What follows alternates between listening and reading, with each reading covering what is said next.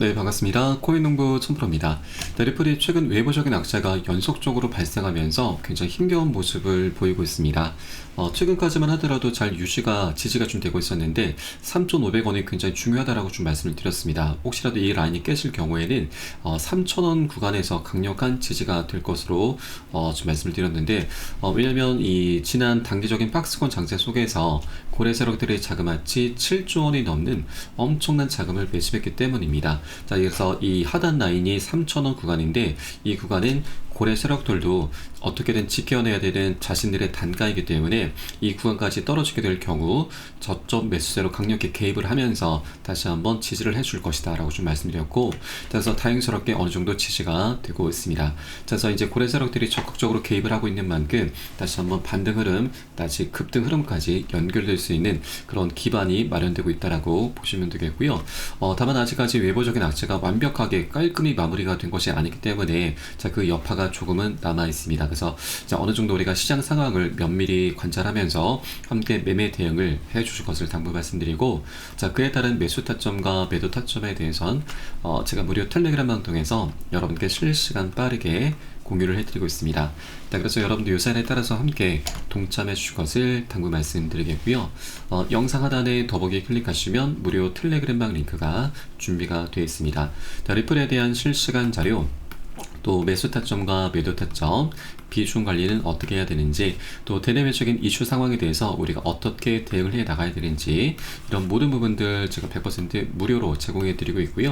또 기존에 계신 많은 투자자분들께서 어떻게 이런 관리 받고 계시는지 여러분 지켜만 보셔도 괜찮습니다. 많은 도움 되시고 공부도 많이 되실 겁니다.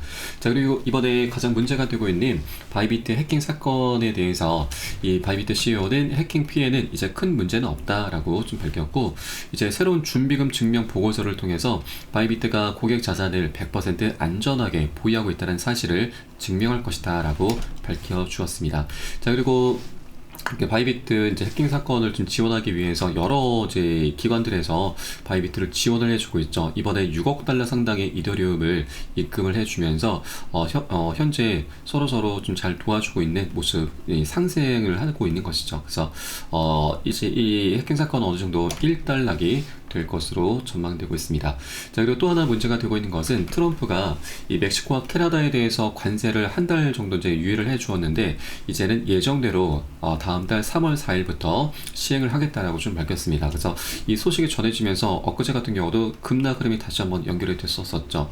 자, 그런데 중요한 것은 여러분, 이 관세로 인해서 이제 금리 인상에 대한 그런 우려감이 좀 발생하고 있는 것인데, 자, 금리라고 하는 것은 우리가 이 단기적인 변동성을 갖고 올 수는 있지만 장기적인 방향성까지 좌지우지하지는 못합니다. 영향을 끼치지 못한다라고 하는 것이죠. 자, 비트코인의 모습을 우선 한번 관찰을 해보도록 하겠습니다.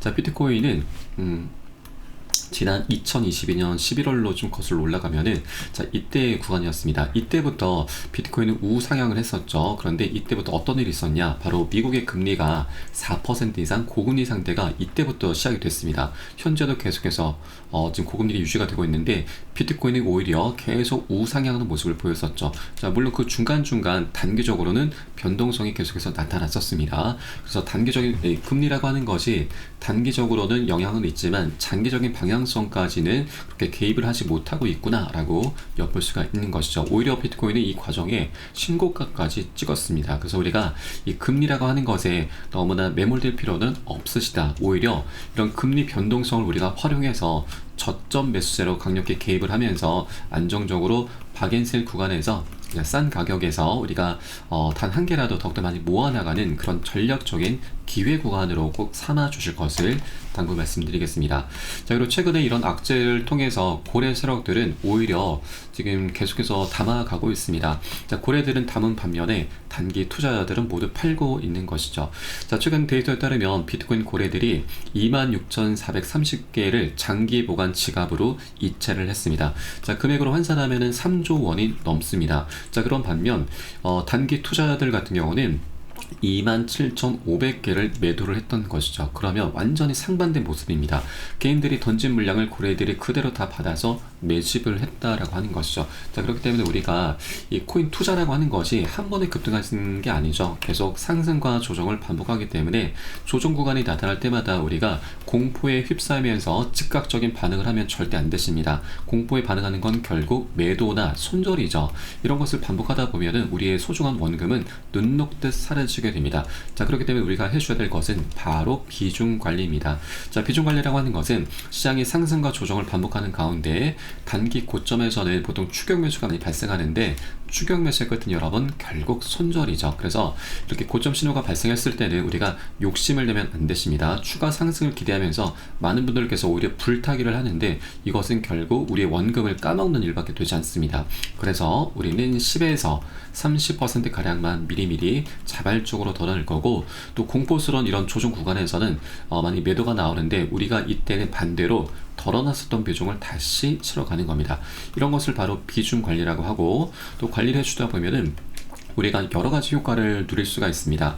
우선 자금을 추가적으로 융통을 하지 않아도 수량이 자연스럽게 늘어나게 되고, 또 이 과정의 평균 단가가 안전하게 관리가 되게 됩니다.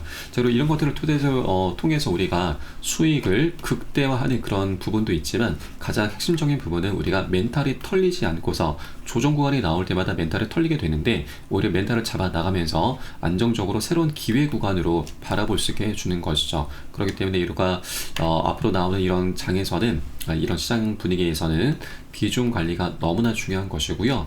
이것은 제가 매수 타점과 매도 타점에 모두 녹여서 여러분께 실시간 빠르게 공유해드리고 있으니까 여러분들 함께 동참해 주실 것을 다시 한번 당부 말씀드리고, 영상 하단 더보기 클릭하시고 무료 텔레그램방 링크 통해서 간단히 참여 가능하시겠습니다. 자, 그리고 리플의 소송 관련해서도 지금 여러 가지 소식들이 지금 나오고 있는데, 일단 소송 종료 시점에 대해서 한번 말씀을 드려보도록 하겠습니다. 자, 우선 많은 여러 의견들이 있는데, 한 4에서 5월달 늦으면 8월달 정도까지는 종료가 될 수 있다라고 좀 기사가 나오고 있고, 또 빠르면 이번 2월달 안으로 이 소송을 SLC가 스스로 취하를 할 것으로도 전망이 되고 있습니다. 자, 우선 SLC가 그 기조가 많이 변하고 있습니다. 최근에 바이낸스도 그렇고 코인베이스와의 소송도 취하를 곧 공식적으로 발표할 예정입니다. 빠르면 이번 주 안으로도 발표가 될 수도 있을 것으로 전망되고 있고, 또 다만 리플 같은 경우는 1심에서 지금 처벌을 받기를 1억 2,500만 달러의 벌금을 받았었죠. 그래서 SLC가 이 리플과의 소송도 처리를 한다 하더라도 이 벌금 부분을 어떻게 이제 감경을 해줄 것인지 아니면 면제를 해줄 것인지, 이 부분이 지금 현재 가장 관건인데, 자, 일단 이 리플 같은 경우, 이 소송 같은 경우는 리플과 SLC 법원 이 3자 협의의 종료 여부가 굉장히 중요하다라고 현재 전망이 되고 있습니다. 그래서 이 협의 부분이 조금은 시간이 걸릴 수 있다라고 하는 것이죠. 자, 그런데 SLC 같은 경우는 현재 굉장히 암호화폐 친화적이고, 더군다나 이 SLC의 태스크포스 팀의 수장을 맡고 있는 헤스터 피어스 위원은 우리 리플에게 굉장히 우호적인 인물입니다. 자, 과거 발언을 보면은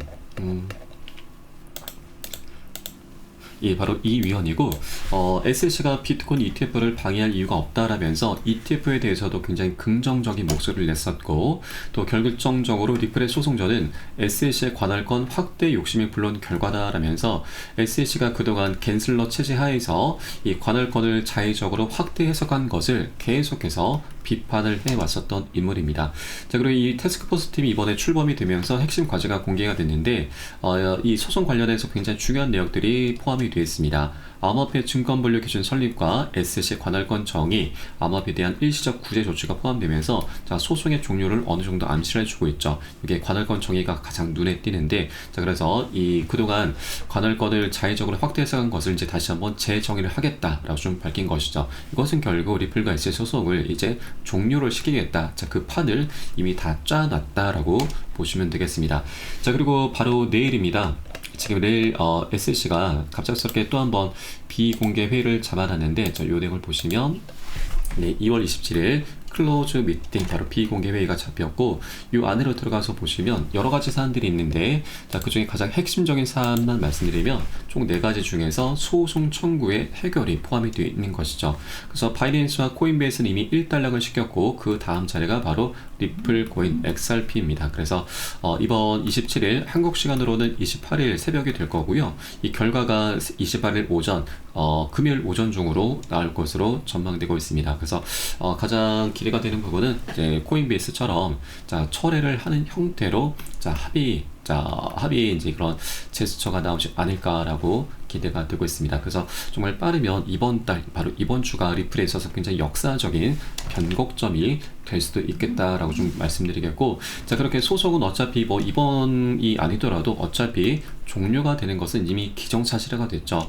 새로운 SEC 위원장 폴 애킨스가 이제 임명을 앞두고 있는데, 폴 애킨스 같은 경우는 SEC가 리플을 고발한 것을 이제 철회를 하겠다라고 밝혔습니다. 그래서 임명이 되는 대로 어쨌거나 이제 소송은 종료가 될 수가 있는 것이죠. 다만 시간 문제인 거고, 빠르면 정말 빠르면 이번 2월달 바로 이번 주가 될 수 있겠다 말씀드립니다. 자, 그렇게 리플이 이제 소송이라고 하는 가장 큰 걸림돌이 이제 곧 치워지게 될 것이고, 자, 그에 따라서 여러 가지 호재들이 하나 둘씩 터져 나오게 될 것입니다. 바로 ETF와 그리고 IPO 등이 하나 둘씩 진척이 돼 갈 수가 있는데, 자, ETF도 현재 잘 이제 순항을 하고 있고, 또 IPO도 우리가 이 리플에게 기대해 볼 수 있는 가장 큰 호재 중에 하나이죠. 자, 리플랩스 같은 경우는 IPO에 착수한다라고 이미 밝힌 바가 있고요. 자, 그동안 SEC와의 소송이 시작되기 전부터 IPO를 예고해 왔는데, 이 갠슬러의 벽에 막혀서 계속 계획을 철회를 했었던 것이죠. 자, 그러나 이제 판세는 완전히 180도 뒤집힌 상태입니다. 자, 그래서 리플랩스 측에서는 SEC와의 분쟁 등으로 인해서 미뤄왔었던 IPO에 곧 착수할 것이다 라고 언급을 했고, IPO가 진행될 경우 사상 최대 규모가 될 것으로 전망이 되고 있습니다. 자, 세계적인 기업 사우디 아람코까지 넘어설 수 있다는 전망이 나오고 있는 것이죠.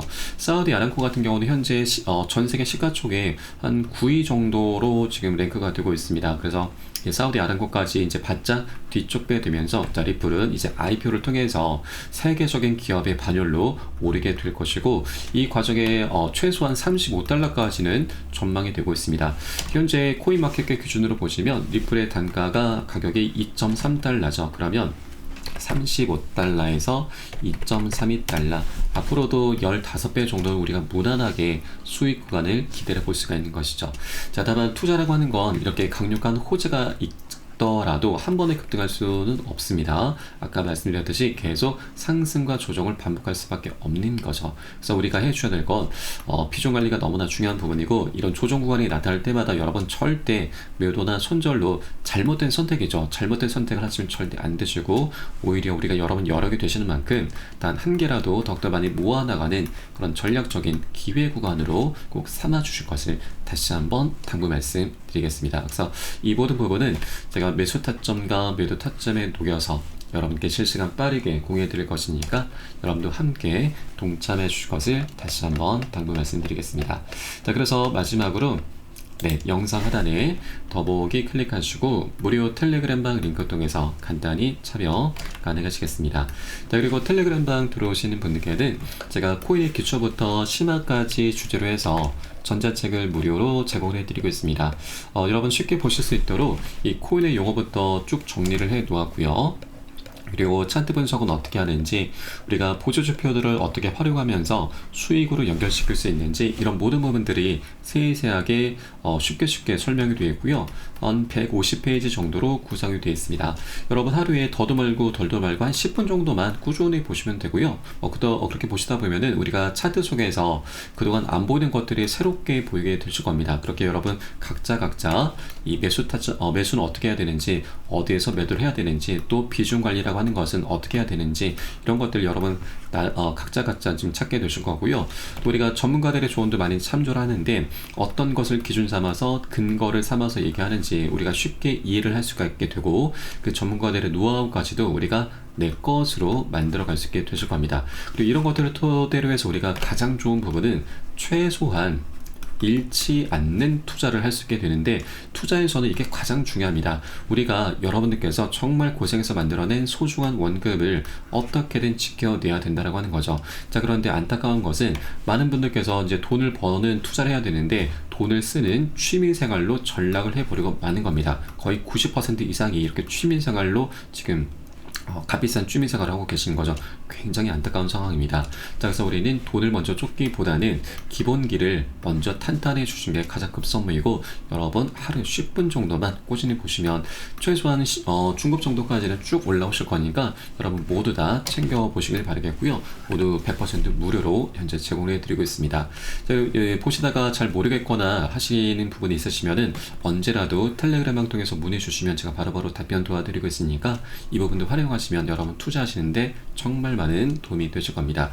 텔레그램 방은 24시간 항상 열려 있습니다. 그래서 매매하시다가 뭐 물려있거나 궁금하신 종목들은 언제든 문의 주시면 되시고요. 제가 계속 답변 도와드리고 있으니까 이 부분 활용하시면 많은 도움 되실 겁니다. 자, 그럼 오늘 영상은 여기서 마치도록 하겠고요. 전 텔레그램 방에서 뵙도록 하겠습니다. 지금까지 코인농부 첨부였습니다. 감사합니다.